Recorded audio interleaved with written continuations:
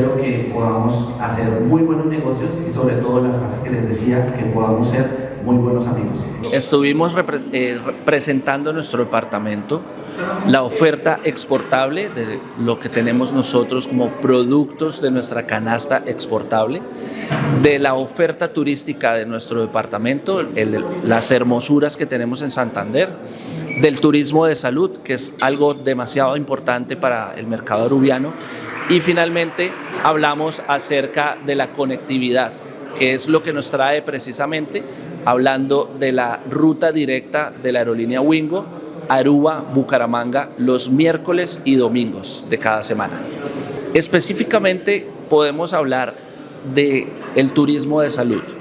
Las clínicas como la Fundación Cardiovascular, el Hospital Internacional de Colombia, la Clínica Foscal Internacional, ofrecen tratamientos médicos de mediana y de alta complejidad, más rápidos por la conexión que tenemos directa, mucho más económicas que otros destinos internacionales, con mejor accesibilidad para los arubianos.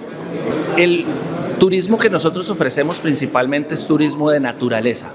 Tenemos el segundo cañón más profundo y más grande del mundo, que es el Cañón del Chicamocha. Tenemos nuestro páramo de Santurbán, que está a 40 minutos de la ciudad de Bucaramanga, en más de 3.000 metros de altura. Tenemos el río Magdalena, que atraviesa toda Colombia y bordea todo nuestro departamento a 1 hora también de Bucaramanga. Entonces, un turismo de naturaleza fantástico, aviturismo, campos de golf, 3 campos de golf de primera categoría, posibilidades para realizar eventos con el turismo MICE, que es especialista en nuestra ciudad. En fin, una gran oferta turística que tenemos. Quiero invitar a todos los arubianos a que vengan a conocer Santander. Santander los va a encantar, Santander los va a descrestar.